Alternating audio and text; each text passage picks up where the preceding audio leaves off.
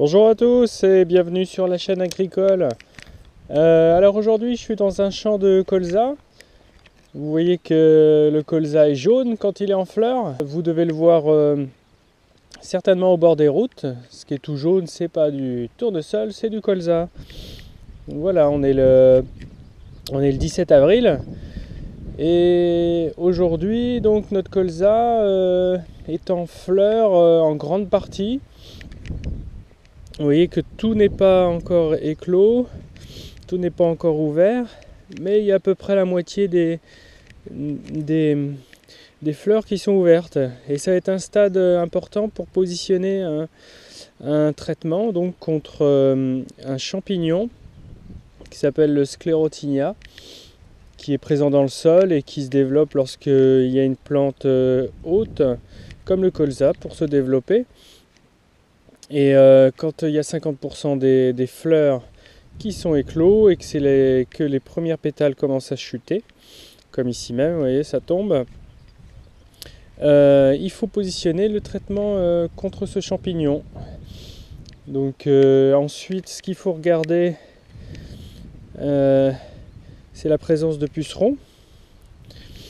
Ici, vous voyez qu'il y en a un, mais je pense que c'est une méligette. Et ce que je recherche, c'est les pucerons, c'est les charançons, pardon. C'est les charançons de la silique. La silique, c'est cette petite zone, ici, là, de 2 cm, qui sera où seront stockées les graines à la récolte. C'est ici que vont se former les graines de colza. Et donc le charançon des siliques attaque dans les siliques. Et pareil, il faut positionner 2-3 jours après notre intervention contre les sclérotinia un insecticide.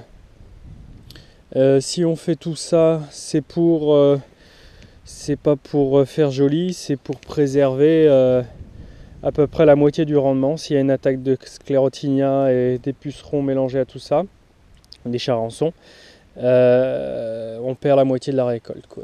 Plutôt que de faire 3 tonnes hectares, on en fait 1,5 tonne. Voilà, donc la parcelle est jolie et on va intervenir d'ici 2-3 jours, d'ici le week-end, dans notre parcelle de colza.